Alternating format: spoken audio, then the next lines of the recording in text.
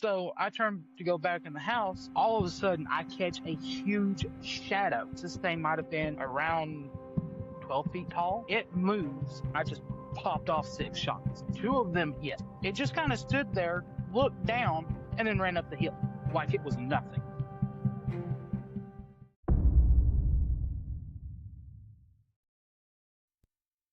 You're listening to the Cryptic Crew podcast.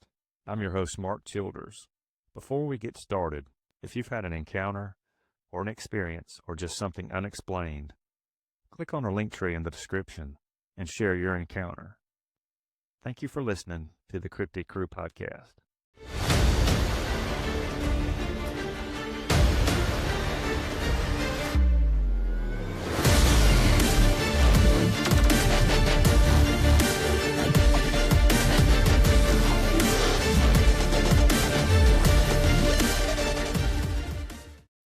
On this episode of the Cryptic Crew podcast, I have the privilege of introducing Bigfoot researcher, outdoorsman, David Woody. David, thank you for coming on the show. Thank you, Mark. Glad to be here and looking forward to sharing my experiences with you. Yes, absolutely. It's been a pleasure speaking with you prior to this and hearing some of your encounters and sightings. These particular sightings most of them have happened in East Tennessee, Rhea County area, where there have been multiple sightings for years in that area. And yes, sir. Actually, it is called, and I did not know that until today, the Bigfoot Highway. And I guess that particular area we're talking about, or I'm talking about, is part of its Pocket Wilderness State Park. Is that correct? Yes, sir. Pocket Wilderness is the local term for it. It's part of the Laurel State Falls Park. Right. So, but everybody there just calls it Pocket. Gotcha. Yeah, it's about I believe 10,000 acres. But I'll tell you what, let's just kind of dive into this. You had some extremely intense and interesting encounter as an adult, and we'll get into that. But tell us about your first encounter when you were around 11 years old. Well, kind of hard to forget an encounter like this.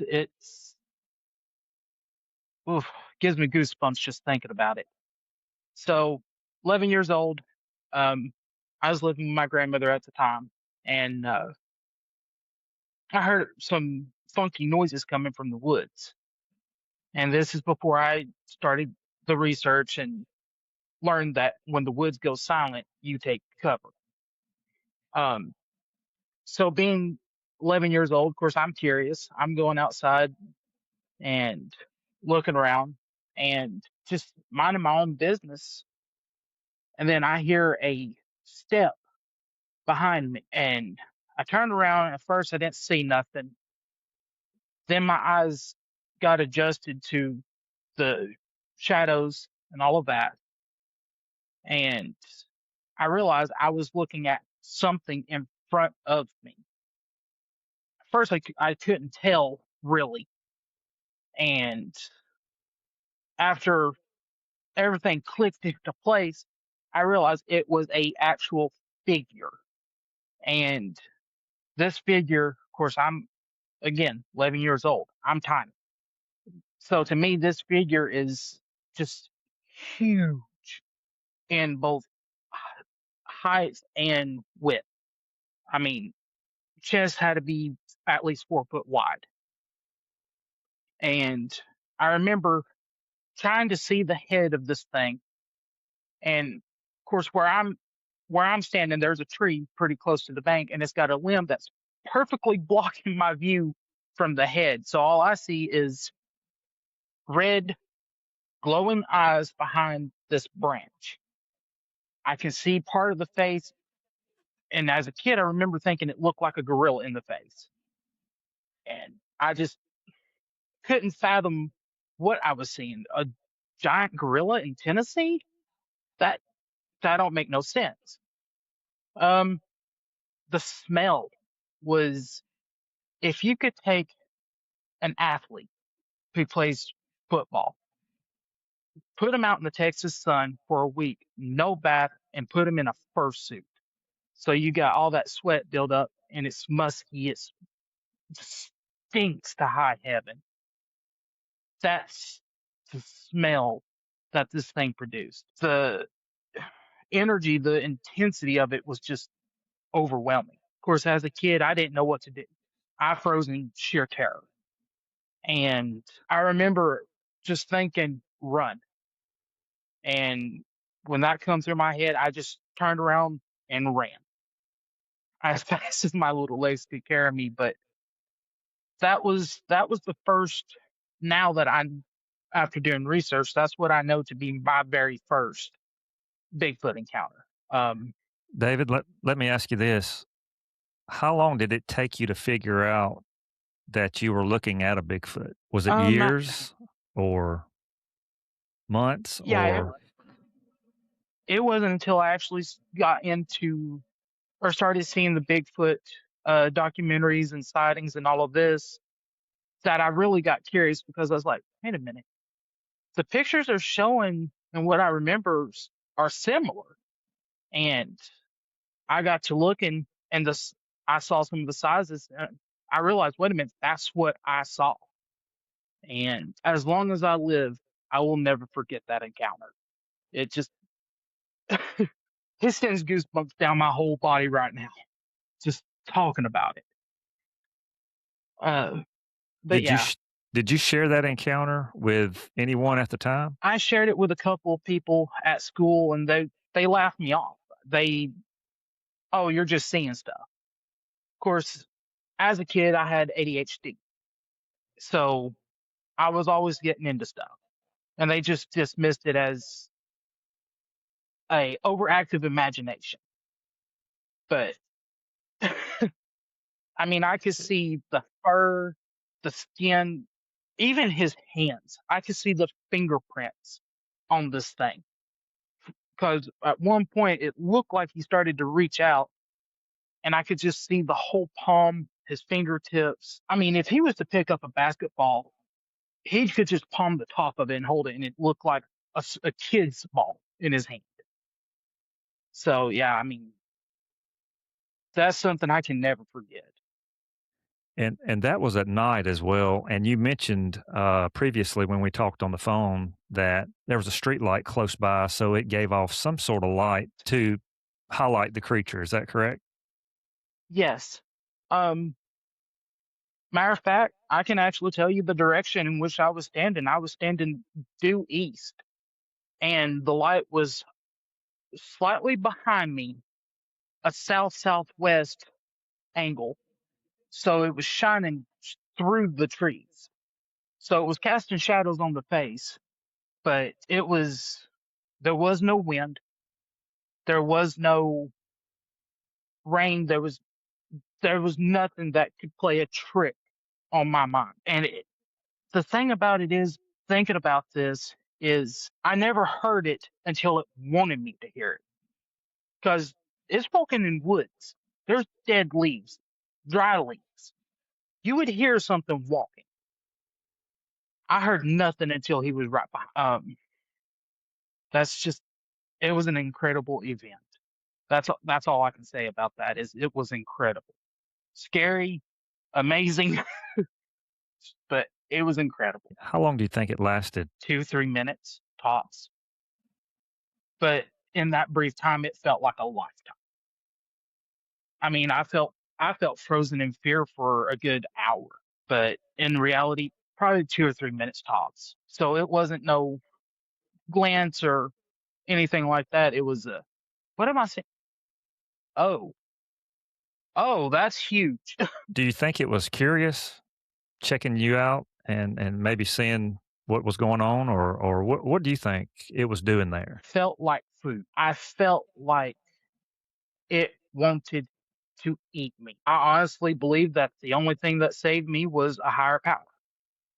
I have no doubt about that in my mind. And through my research, I found a story of Native Americans talking about the red-eyed Bigfoot. And even in their stories, they say that the red eyes will eat people and children, love going after the children. And I genuinely believe, looking back on it now, that a higher power intervened on my behalf. Because why else would it start to reach towards me and stop? David, did you hear any vocalizations of any kind? That night, nothing. Absolutely nothing. There was no breathing, no sound, nothing. I just, that one step, turned around, and it was there. Extremely intense. Very, very. Yeah, and that was in Rhea County as well, correct? Yes, sir. Yes, sir. Just a couple miles from Pocket. Yeah. Yeah, I was reading earlier online about a report. It happened in 2004, I believe. It was on the BFRO website, and there was a camper that was woke up in the middle of the night. And from what the interview said, the researcher that interviewed him, he was an outdoorsman. He camped quite a bit and such, but he had just this feeling of something being in camp. Something was close to him, and he didn't feel right, and got out of his tent, and there were two fairly close by.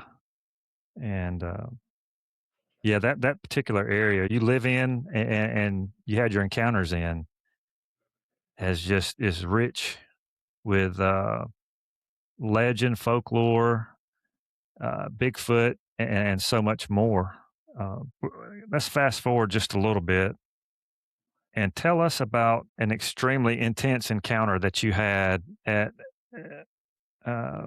as an adult near the state park as well. Well, which one would you like me to start with? Because there's two in particular that come to mind. Well, I'll tell you what, I'll let you choose. I guess I could start with the first encounter with that I had in the state park, which was when me and my girlfriend was going hiking and exploring some of the lesser trails.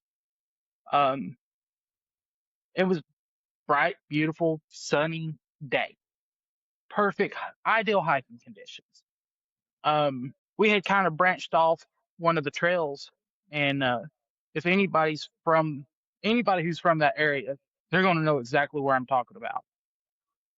So as you walk into the park, maybe a couple thousand yards, you've got the entrance to an old mine shaft. And me and my girlfriend at the time, we had went past the mine shaft, and there was a hill, looked like where they used to deposit a bunch of the garbage material.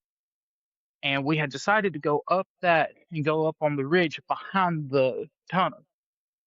And we had stopped, and I was propped up against this big rock, and I we was actually in the middle of a kiss, and right after we had finished kissing, the whole back of my head just lit up like it was on fire, and it was just abrupt. It wasn't a migraine. It didn't feel like a light induced headache. None of that. It felt like something was simultaneously squeezing my head like an orange and expanding it like a balloon. And the pain was excruciating. I was almost in tears. And at one point in time, I remember the pain being so intense that I actually collapsed onto the ground. And when my girlfriend had stepped over me to help me up, because she was going to use the rock as kind of a counter lever to help pick me up. When she stepped between me and whatever this thing was, it started reciting. It started going away instantly. And right as she's starting to lean over me, I remember I'm looking up, and on this overlook, I see a brown, a muddy brown figure just standing there. Now, my my eyes were blurry. I couldn't hardly see because of how much pain I had just been in the tears. But I remember seeing something standing up there looking down at me. And it's like when my girlfriend stepped between the direct line of sight, whenever the attack had stopped. It was a very painful moment. And that's going to be that's hard to forget as well. So what do you think it was? Well, I fully admit that the state that I was in, it made it hard to properly identify. I do personally believe that it was a Bigfoot due to the research that I have done, because what happened to me correlates with previous Bigfoot encounters and attacks. So I personally think that's what it is. I could be wrong, um, but I personally believe that it was a Bigfoot on that occasion as well. Yeah, I have heard several stories of various physical. I wouldn't say trauma, but I would say being nauseated, headaches, um, and other sorts. But I know lions and big cats put out an infrasound Yes. as well. So do you think that that might have been what it was from? Some not I'm not saying a big cat. What I'm saying is Yeah. if this creature emits that type of energy, could that happen? I mean, if you take a look at their bodies, the anatomy of this thing, their heads are much bigger than ours. And we all know a bigger brain, you've got a lot more creativity, you've got more, uh, you can use a lot more of it. So who's to say that they haven't developed some kind of a sound through some kind of a low frequency vocalization that we can't audibly hear?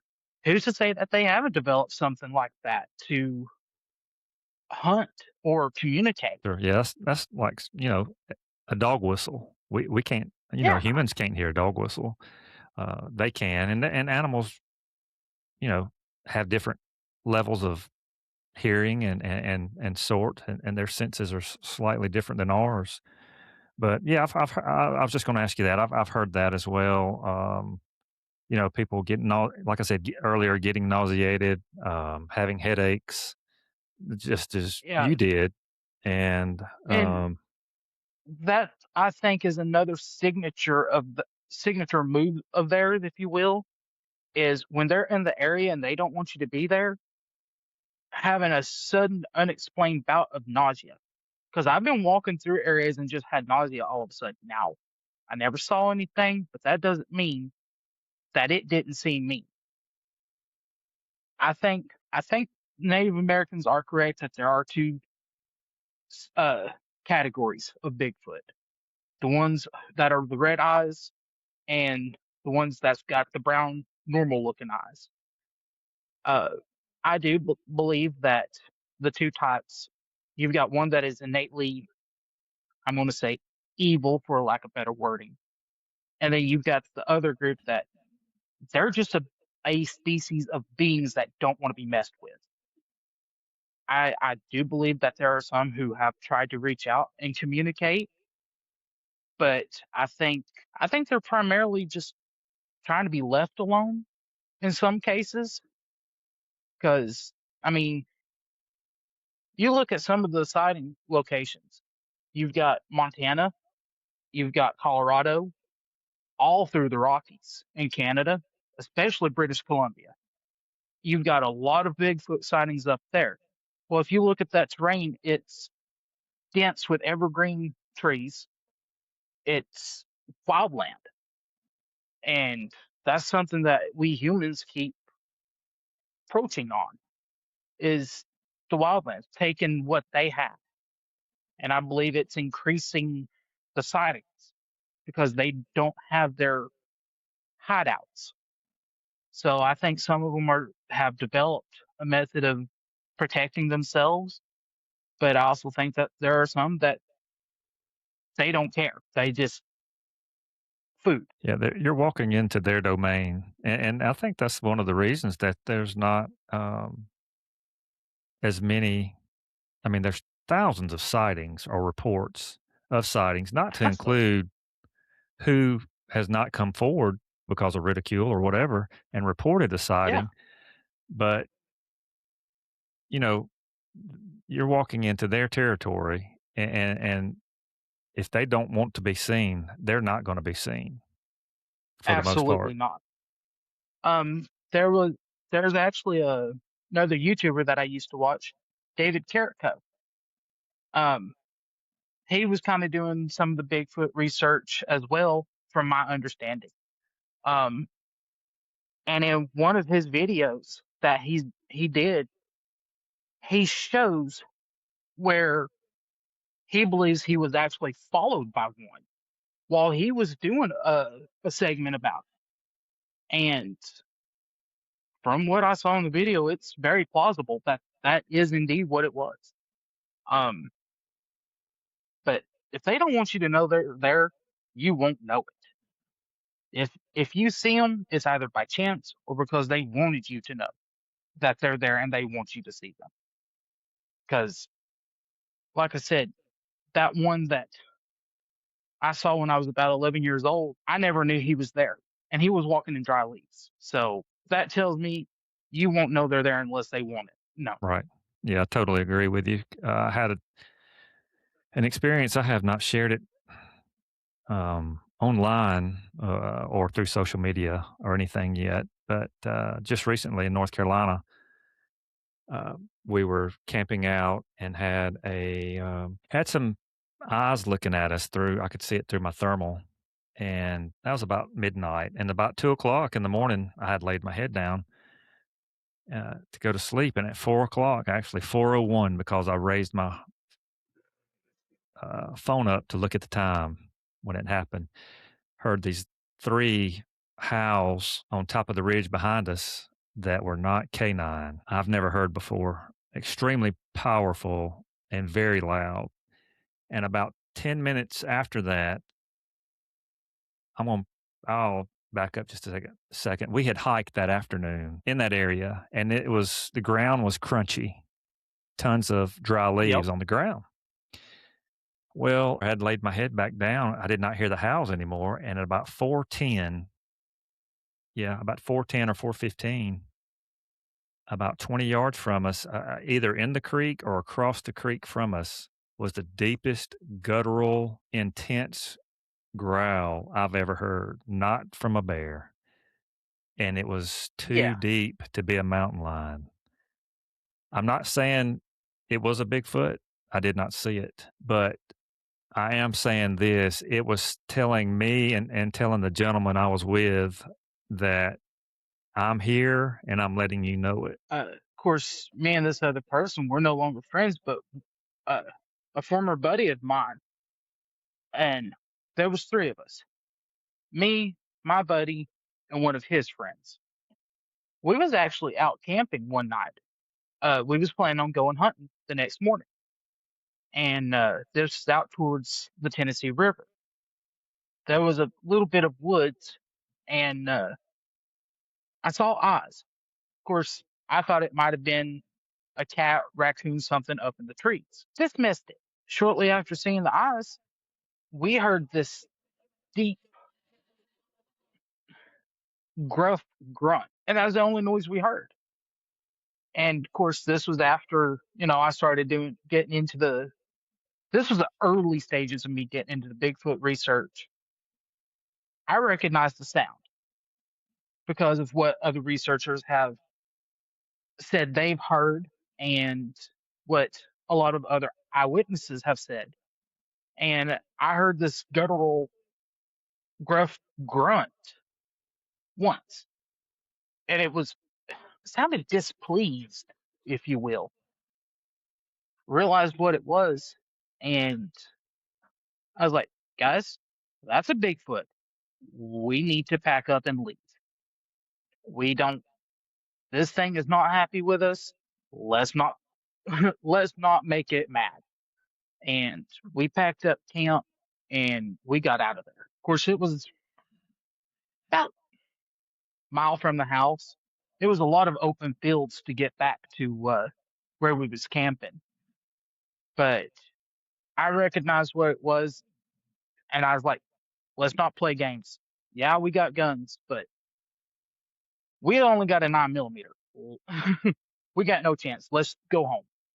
And we packed up and went back to the house. But yeah, that vocalization at night to let you know that they're there and they don't want you there is common. I think some of them do try to communicate first, asking nicely before they start telling you. Yeah, But we yeah, left camp. We I would packed up say and left so. at about 4:15. We both agreed that it was something he's never heard as well, and he's done research for several years. David, let's jump into another encounter that you had, extremely intense, where the creature was about 30 yards from you, or so.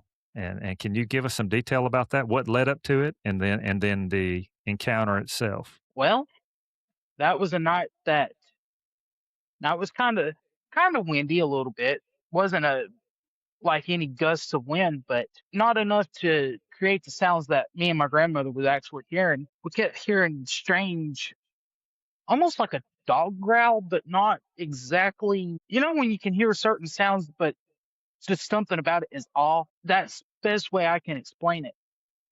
Well, I go outside, and I at first thought it might have been somebody trying. I thought it might have been my buddy playing the trick on us or something. But I still took my gun with me just in case, because being up there, having previous encounters, I didn't know what I was going to get into. Anything from coyote to Bigfoot to whatever else. Went outside, didn't see anything, and having a flashlight, I checked on the vehicles and all of that. I'd come back around the house, come up on the porch, and then I was checking on the back side of the house, and I could smell something, but it wasn't a scent I was familiar with. It was a new smell, and of course, I just turned my flashlight off and was just waiting to see what I could hear, see, smell, and all that. And there was really nothing going on. Okay, cool. So I turned to go back in the house, and whenever I turn to my right to go back in the house, all of a sudden I catch a huge shadow, just a shadow in the darkness. Because, mind you, this same street light that was shining to the south of me is now on the north side of me. And there's a big tree. You've got the corner of the house. So you've got a lot of stuff blocking that light. So it's creating a pocket of shadows. But this thing, it created a shadow within the shadows, if that makes sense. It was like a living shadow. And if I had to guess, this thing might have been around 12 feet tall. And that's taken into consideration him standing on a hill. So it's standing there, it moves, and it spooks me. I fully admit that I didn't know it was there until I started going in the house. And whenever it moves, I just brought my gun up and I just popped off 6 shots. I know for a fact 2 of them hit, and it just kind of stood there, looked down, and then ran up the hill. It just took 2 hollow point 9mm rounds like it was nothing. I was like, really? I was like, okay, this guy ain't friendly. Let's go. And that might have been 30 yards or so. So it was very close proximity. David, let me ask you this: Did you notice any hair or any details to the face or any type of On muscularity to it? on that one, no. I could not make out any of the details on that one other than it was just a bulky shadow. Like I caught a brief glimpse of the fur, hair, whatever, as it started running up the hair because just a small half-dollar size of light hit it. So it was dark colored fur. But as far as details, I can't really make it out. Did did it make any type of noise No, at all? nothing. No sound, no nothing. And Wow. honestly, that's an instance where I encountered what I believe to be another Bigfoot, in which I feel like I overreacted. Because if it wanted to have got me, it could have. And I would never know. No sound, no nothing. And that's an instance of I feel bad because I just panicked and pulled the trigger. But yeah, 9 millimeter does absolutely nothing. Their their skin is incredibly thick. Like So no sound or any type of evidence of anything nothing. after that as far as let me ask you this, did you go check for tracks or anything the next I morning or I did check for the tracks, and I could see tracks lead back up the hill, but the soil composition is mainly rocky, so you can't get a good castable print. Maybe if you had a thin type of plaster of Paris, you could pick up a track. But I mean, the two prints that I saw, they was a dang good distance apart from one another. And this is going uphill. So, as our gates, you probably only get maybe a foot and a half of distance from one to another. This thing probably had 2.5 feet of distance between one set of prints and the next set. It had a massive gate. Um, but yeah, there was no fur, nothing like that on the ground. It was just those prints. Other than that, you'd never know it was there. do you think it was a Bigfoot or do you think it was something else? Absolutely, I do think it was a Bigfoot because, well, well, this was right after the fire in Great Smoky Mountains National Park. This was right after that, and since then there has been a huge influx of paranormal activity in Rhea County. It's like that fire displaced a whole bunch of creatures that they're going to the next best location. Yeah, that fire, what was that 2020 maybe or 2021 or may have been before Uh, that. I can't remember, but it burned thousands of acres, correct? yeah, it burned several thousand. I think it burned something like 15,000 acres, but I know it was a lot. And being through there, you can see the devastation and the, really get a good look at the terrain underneath the trees. And it's very inhospitable to most humans. So for something to walk through there and amongst people, it'd never be detected because a regular person is not going to be walking through this terrain. Yeah, So I, yeah, if you can, David, tell people that have not been to that particular area, um, about the terrain, how rough it is. well, one fact, or this is an actual fact from the park itself, between the base of the park for Grassy Cove to the top of Klingman, I believe it's Klingman's Dome, is the equivalency of going from the park to Canada as far as the terrain, uh, the the vegetation, and all of that. It's very diverse in vegetations, but you've got very steep terrains. Uh, you're talking terrain that's probably 80 degrees in angle, almost vertical. Uh, Thick vegetation, dense woods, a lot of hardwoods. It's not an easy place to traverse, especially in the mountains.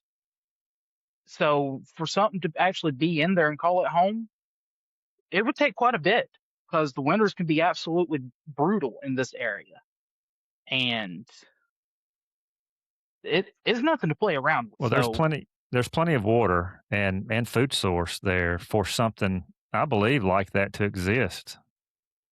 well, you've got the reintroduction of the elk, you've got the deer, you've got bear, you've got black bear, uh, you've got all these food sources for this thing from a mix of wild edible berries, natural fruit trees. You've got fish. You've got a lot of trout in those streams up there that require a permit.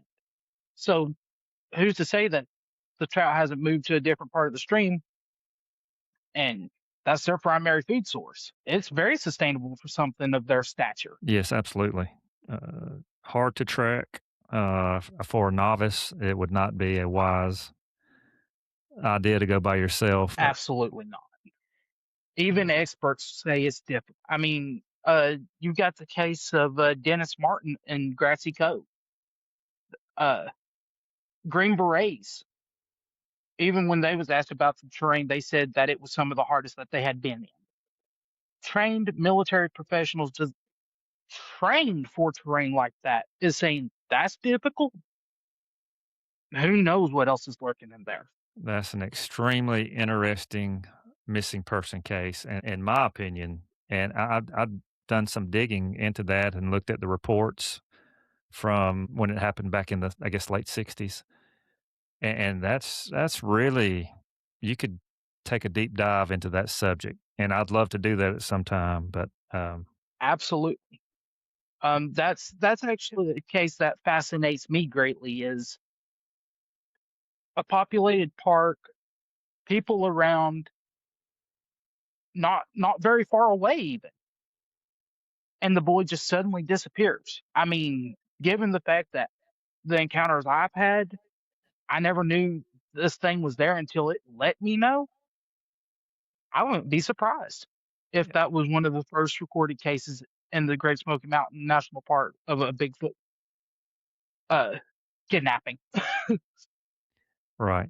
Yeah, there's all kinds of theories for that case of how he went missing, and I think that was actually one of them as well. Bigfoot or a feral human, as I think was mentioned also, if I'm not mistaken. Yeah, uh, which I've done a little bit of research into feral the feral men of North Carolina and that that area.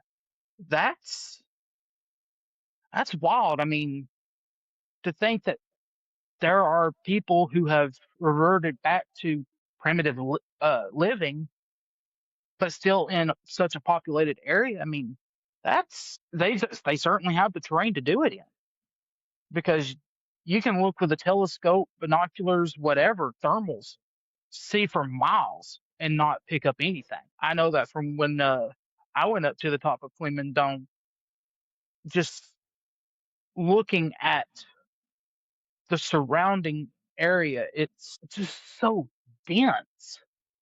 And there's actually parts of it that's technically considered a rainforest. So, I mean, that takes a unique set of biological microenvironments to create. So, I mean, when you've got something that massive, you've probably got two or three different biomes in just one little area. And who's to say that the feral humans haven't developed in one of them? Yeah, extremely vast area for Very. sure. David, let's switch gears for just a minute and just briefly tell us about a large bird, possibly, or I'm not sure what you want to call it, that you saw driving one night. I guess you was driving back home. Is that correct? Yeah, I was actually taking my now fiance wife. I was actually taking her back home, and it was heavy overcast. Of course, had the town lights reflecting off the clouds. Nothing unusual, but for whatever reason, I just kept looking at them and happened to notice this shadow kind of just inside the clouds. And my wife, she was looking at or looking out for deer because I was too busy looking at the sky, which should have been paying attention to the road. Uh, but I happened to see this thing, and I was like, "What is that?" And I decided to drive towards it. I'm curious. I mean, I've already encountered Bigfoot multiple times and all of that, so let's go see. Curiosity is at peak right now for this incident, and of course, I'm in an area where I actually had to take my eyes off the sky and pay attention to the road because I was getting into curves. And at one point, this thing circles around. And whenever it circles around, it flies directly over the top of the truck. And it was low enough that I couldn't really get a good glimpse of the details on the bodies, like the feather type or anything like that. But The wingspan on this thing was huge. I've never seen a living creature with wings that big alive today. The only other type of creature I've seen with a wingspan like this is a dinosaur, the pterodactyl. That's the best thing I can describe as how this thing looked, but I fully admit I did not get to see the head like I wanted. Now you've got the legends of the Thunderbird, with it being a storm, overcast night, storms moving in. I could have potentially seen that, or I could have potentially seen something else. I don't know, but I know it was no owl. The wing shape was completely wrong. There's also have been reports of I think I mentioned this to you yesterday or day before, the Teleco Birdman. Have you ever heard of that? I have. I briefly looked into it. Of course, after our conversation about it, I meant to look into it again after I had finished driving and forgot. Uh, but I had briefly looked into it and I thought, okay, this kind of sounds like somebody who might be trying to get on the map. I don't know. Let's wait for more information to come out. So I've seen it, but I don't know much about it. Right. Yeah. It's just refers to a creature from local folklore and cryptid stories in Monroe County, specifically originating from the Hiwassee Knobs and Madisonville. That terrain over there is very interesting as well because the knobs that they talk about, they're almost angled between each set. You've got like two wide ridges that's broken up by like 4.5, 5 little individual mountains. It's a very unique landscape in Tellico. It's Well, there's a lot of caverns. Something like that could easily disappear. absolutely. Yeah. I mean, the park ranger in Pocket Wilderness, you know, he's talked about the people who's gone in the mines. You've got the Richland mine, the Nelson mine, one other I can't think about or can't think of the name of. But, you know, he says that there are people who have gone in there and been like, hey, there's something in there. And, you know, that's man made. There's no telling what all is out there. I mean, you've got Fall Creek Falls. You've got the caves out there, Cumberland Plateau. Oh, yeah. This Lots whole of high region's weird. strangeness. Lots of high strangeness in the Absolutely. Cumberland Plateau. Yeah. Yeah. Absolutely. Well, David, thank you for taking the time out of your schedule to come on the show and share your encounters. They've been really, really interesting to listen to. Oh, I greatly appreciate your genuine curiosity and the fact that you've allowed me to share with you my experiences. And trust me, if you ever want more, just shoot me a message and I'll send you everything. Yeah, we'll have to do a part 2 at some time. Absolutely. Looking forward to it. And I'll have some photos and stuff, hopefully by then, to share with you and your Okay. fan base. Gotcha. Well, before we end the episode, I'll do a rapid fire Q&A. Well, I'll ask the guest 3 questions, and it's the first thing that comes to mind. You ready? Yes, sir. Let's go. All right. Your favorite state you have traveled to or through? Arizona. Arizona. Oh, Arizona's nice. Yeah, good choice. Yes, sir. Flagstaff. Yeah. All right. Number 2, name one thing on your bucket list. Go skydiving. Oh, I'll let you have that one. I don't know if I want it. I'm not big on heights. Neither am I. Number 3, favorite movie. Oh, that's the hardest question of all. I'm drawing blanks here. I guess it would be Red Dawn Okay. with That's a 1980s movie, I believe. yeah. Yeah. I believe Patrick Swayze was in that one. I believe so. You may be right.